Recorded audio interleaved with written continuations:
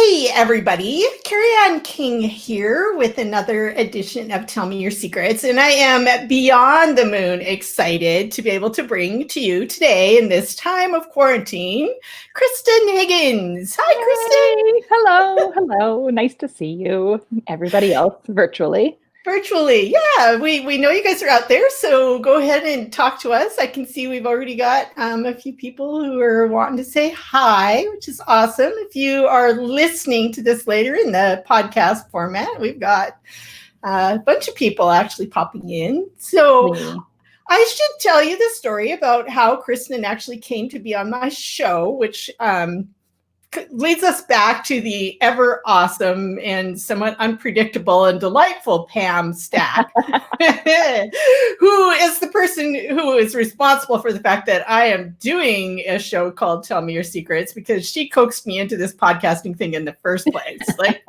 I did an interview with her as an author, and she's like, "You should be one of our podcast hosts." And I was like, well, maybe.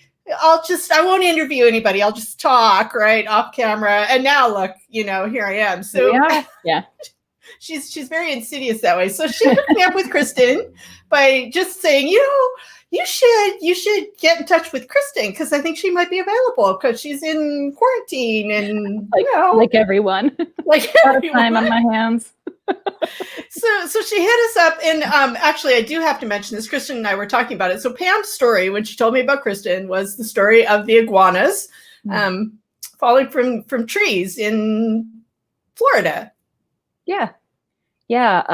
She lives in Florida, of course, so she knows this phenomenon. But being a Yankee, I'd never heard about this. But my friend was down there for the winter to escape the cold New England winters, and it got really, really cold in Florida, and she just was not prepared for it. And she was walking down the street going to the market, and a frozen iguana fell on her head.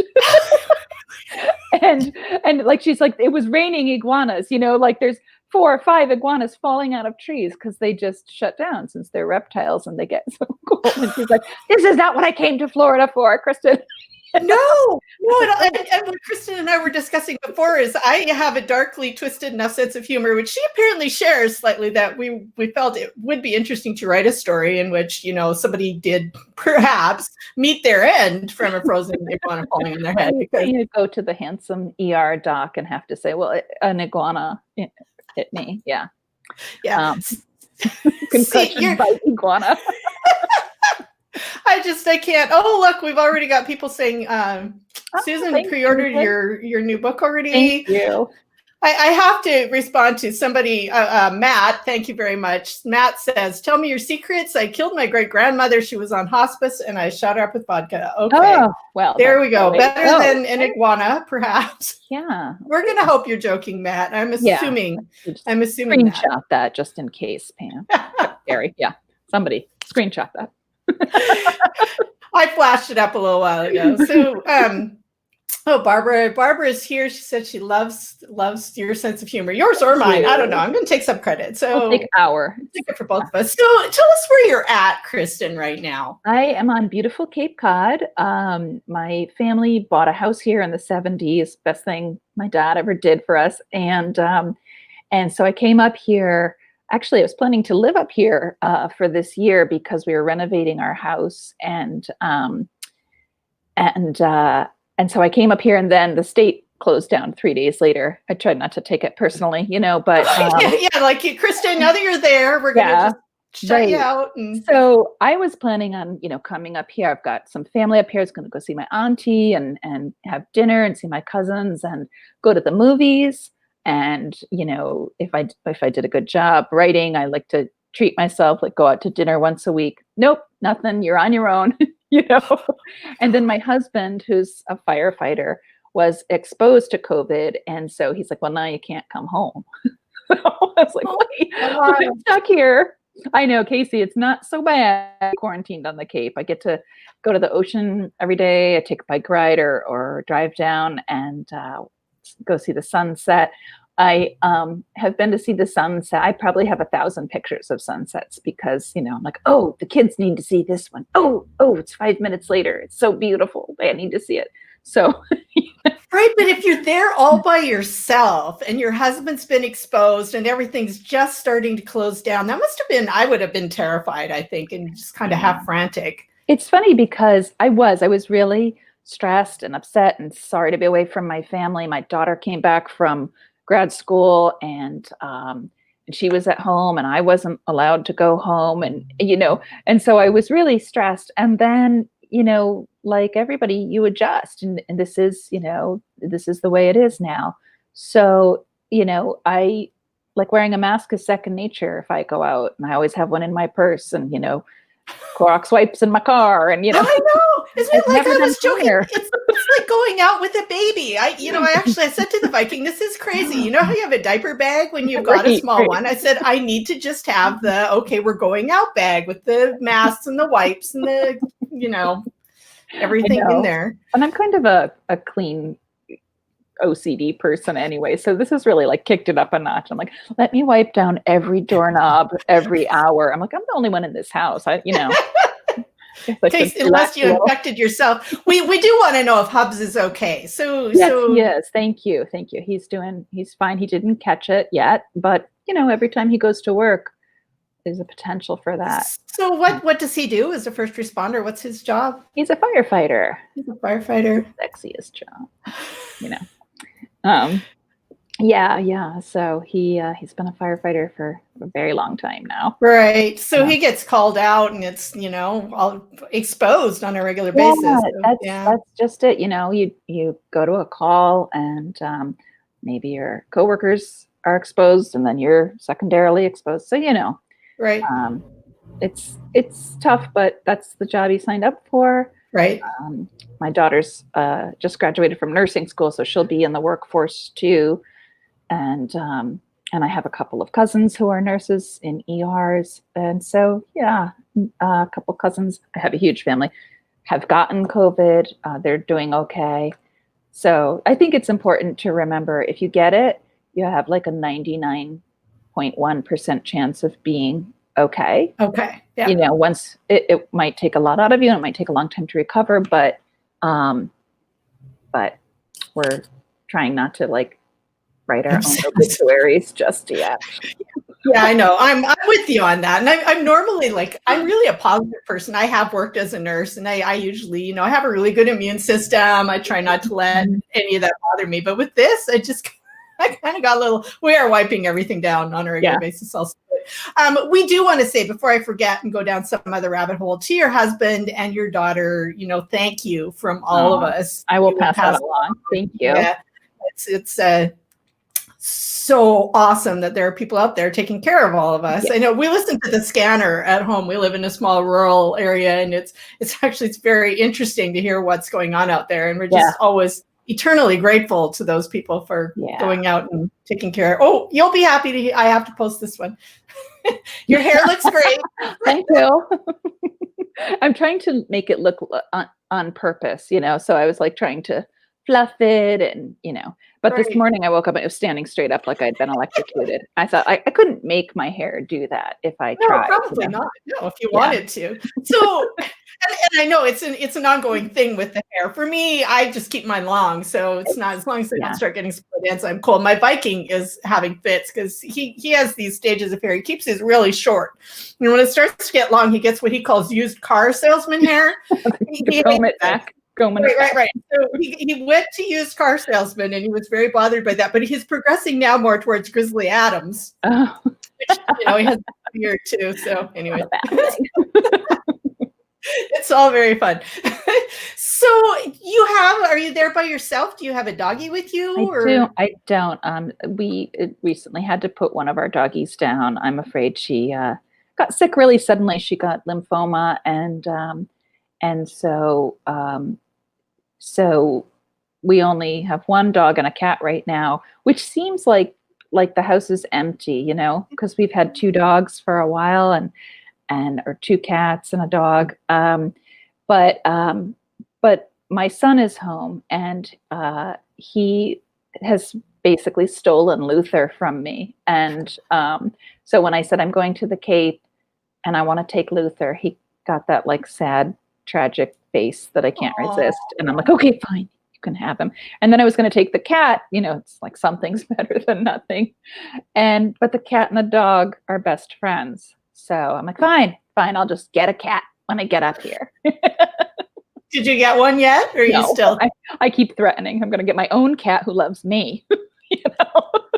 There you go. Although, to be warned, I have one of those, and it's a mixed blessing. I adore him, but I am his person. So when people come to visit, he is nowhere to be seen. Nobody's allowed to touch. The Viking is allowed to pet him occasionally when, the cat wishes, but mine is the only lap in which he wants to sleep. Yeah. And, it's kind of demanding. That's how Huckleberry, our cat, is like that with McIrish. The cat loves my husband. It's like a beautiful romance. And the cat will like climb up onto his lap and put his face, right? Like almost like pressing his lips against my husband's, like to breathe in his air. And I'm like, you guys, get a room, I'm feeling very neglected over here, very isolated, watching your bliss. But cats they have their person, and you can't make a cat love you. I've learned the hard way. No, you can't. A dog, probably. Yeah, dogs are so easy, But so I'm looking forward to seeing the pets when I go back. Yeah, I'm sure. So you're there all by yourself. Oh my gosh! Yeah. But are you writing? Are you? I just finished a book titled "To Be Determined," but it will come out next summer, and I have revisions right now. So my editor has had her crack at it and given me some really wonderful suggestions about structure of the book and improving it and pace and that kind of thing. So I'm overhauling it, which is the phase of writing that I really love the most, because to me, it's just so hard to write a first draft. And I think it's daunting because it's so long. My books are 400, 450 pages sometimes. And I think you sit there and you write chapter 1 and you think, oh, okay, just, 40 more chapters to go and I'll be done. So I really kind of hate writing first drafts. If I could, find a new way to do it, that would be great. But the revisions, I think, are where my books really come together and start to shine and be something that people would want to buy and read, So. Right. I'm like that too, actually. That's my favorite part, which is where I'm at right now with the one that I'm revising will be out also next summer. And it's where I call it, that's where the magic happens. Yeah. Yeah. And the characters really start. I have a new character. He just showed up. Like I wrote a whole draft without him in it. And I was in the shower one morning and I'm like, oh my God, that's what's wrong. And he's really important. Yeah. So I have the opposite. I usually say, does she need a brother? Let's just kill the brother. The brother's dead. The brother's gone. He was never born. I erase you. And it's hard because you think like, oh, I loved that guy. I loved that brother. But, if he doesn't serve a purpose, real life, you have to put up with in real life, you have to put up with your crappy relatives, right? But in a book, you serve no purpose. You're dead to me. So we have a comment. Patty Lynn says, she'll miss seeing you on your book tour this summer. Are you going to do a virtual book tour? Yeah. I've been on book tour every year for the past, I'm going to say 6 or 7 years. And I'm really going to miss it this year. I love it. It's a very busy schedule. Sometimes it's like you land, you go to the hotel, you brush your teeth, you go to the bookstore, you go back to the hotel, you go to bed, and in the morning you go to the airport again, But I love the bookstore, when you get to see your readers and sometimes put a face with names that you've seen in your email box or online, social media. So it was the right call, of course, obviously. We're not going to be crowding people into bookstores or libraries at this time in the world. So yes, I'm doing a bunch of virtual events, and I think it'll be really fun. Sure. Yeah. Well, the one positive thing about virtual events is those of us who could not come to your real life events can actually hit the virtual events. So, that is a plus side. Somebody asked if you could give a hint about the new book that you're writing. Is there anything that you can tell your readers about it yet?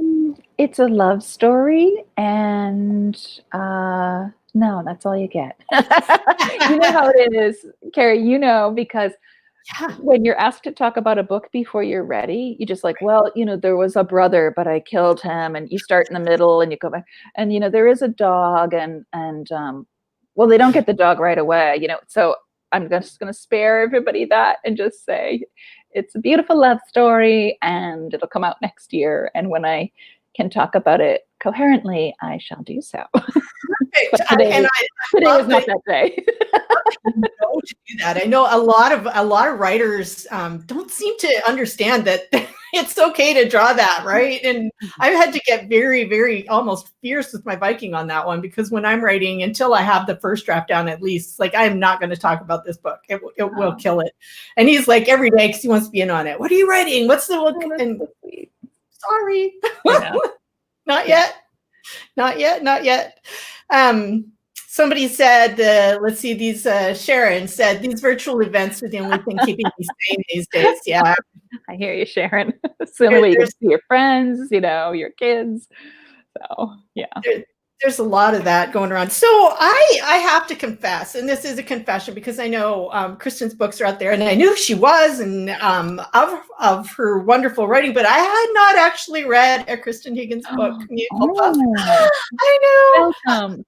I know. So hopefully, I should have told you that before you came on the show, because you might not have wanted to. So I read Life and Other Inconveniences. And in case anybody has not yet read this book, I know a lot of you listening are already Kristan fans, so I'm sure that you have. This book was just awesome. I love the way that you take a difficult situation and tell it with so much humor, from so many different points of view, where we care about all these characters and totally sucked into the emotion, and yet it's still funny. Yeah. It's like, how do you make something like that funny, right? Oh, yeah. This is a story of 3 generations of London women, of the London family, and Genevieve is 85. She is planning to die this summer, and she calls back her estranged granddaughter, who was pregnant in high school, and Genevieve decided, that is not the life that I have prepared you for. Out you go. Want to be a grown-up? Go ahead, off you go, play. And so they've been estranged. Emma has her daughter now, who's 16. So the 3 main characters are Gigi, or Genevieve, Emma, the 35-year-old, and her 16-year-old daughter. And I loved writing from different perspectives and different age groups. It was really fun to write this starchy, salty old lady. I enjoyed her so much. And I also really liked writing from a teenager's perspective, especially a decent teenager, because I have written like the eye-rolling goth teen before, and I love them too. I have this weird quality, and that is I love teenagers.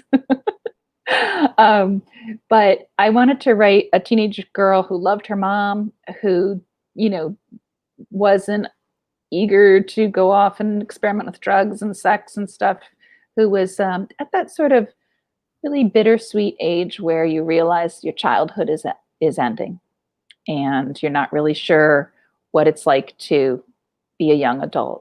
And right, I'm gonna interrupt you real quick, because oh my God, I mean, where you started with this girl was where her longtime friends turned on her in high school. I don't know who of you has been there, but right. that really resonated. That's such a hard time. It's like, why? I know. It's and what I loved too is that Emma, her mom, is so desperate to help her and get like her happy, cheerful, good-natured daughter back. And she just says all the wrong things. She's a therapist, but with her own daughter, she's hamstrung.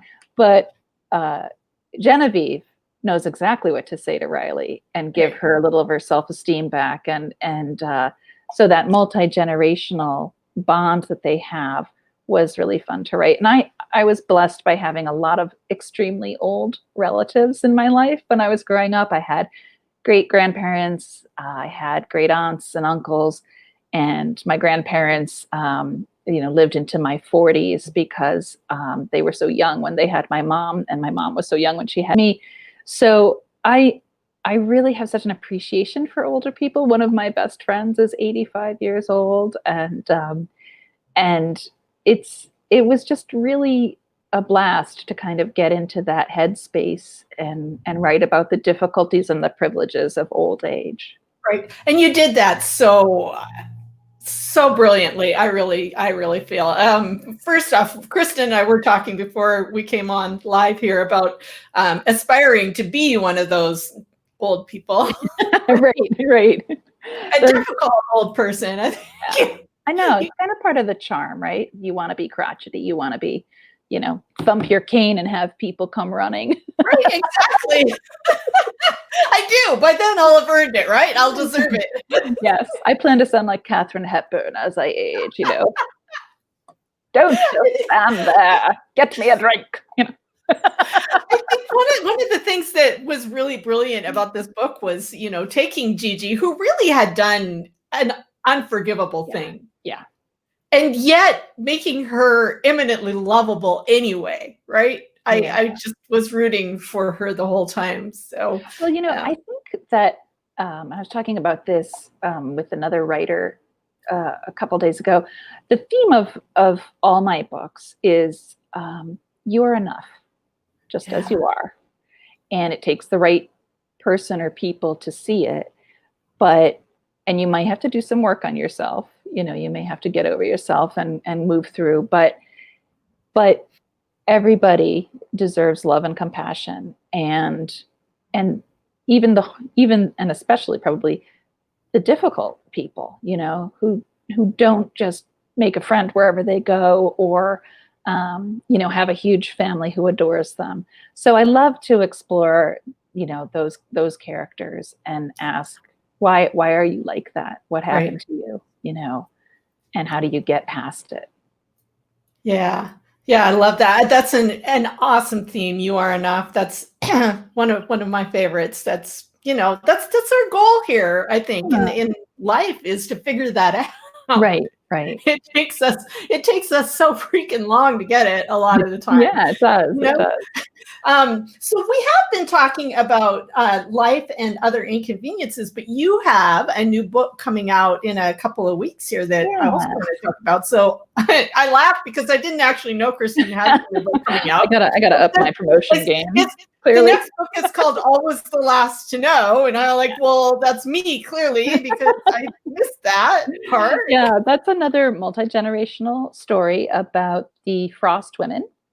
And there's the mom, Barb, who has been married for almost 50 years and is the first selectman of this little town, same town as Life and Other Inconveniences. And she's in a stale marriage, and she feels like, is this it? Am I really stuck with him forever? And she decides to get a divorce the day before she's going to tell him he has a stroke, and it's a bad one. So his younger daughter, Sadie, moves from New York City back to Stoningham, Connecticut, and plans to care for him and help him recover fully. And then their other daughter, Juliet, is sort of having a midlife crisis of her own, but she can't quite put her finger on it. She's one of those people who's done everything right and checked every box, but here she is, like, struggling at work and struggling with her daughters and worried that her marriage isn't as good as she tries to make it. And just like she says at one point, if I'd known how hard it was to have it all, I would have asked for less, because she's holding down a job and she's raising adolescent girls and she's trying to make sure her husband is happy and fulfilled. And she's a wonderful daughter to her mother, but not so much to her father. So, everybody has their stuff going on. One of the funnest things for me about this book is that I kind of went back to my romantic comedy roots for one of the storylines, and Sadie back down. I knew something was going to go off during the interview. I silenced my phone, I promise. So Sadie comes back to town, and she is there, and so is the love of her life, Noah Pelletier, who was this boy. They started dating in high school. They never looked at another person, but they wanted really different things. So they finally break up after torturous years, and now they're back together. And he is a new father of like a 4-month-old baby, and in a kind of an untraditional setup with the baby's mother. And I loved the friction of them seeing each other again, and like all those old resentments of, well, you could have done this and we could have maybe, and that sort of blame game, and still the very potent attraction between them. So that was a blast to write.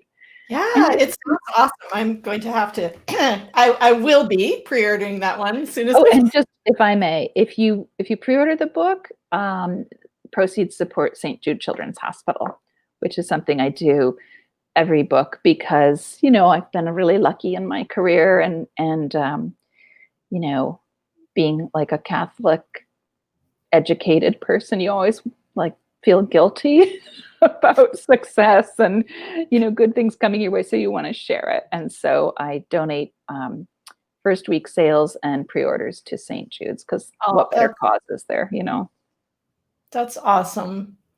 I love that. All right. So in case you missed that, sorry, I was busy blocking a couple of commenters who clearly are bored and do not belong on this feed. Yeah.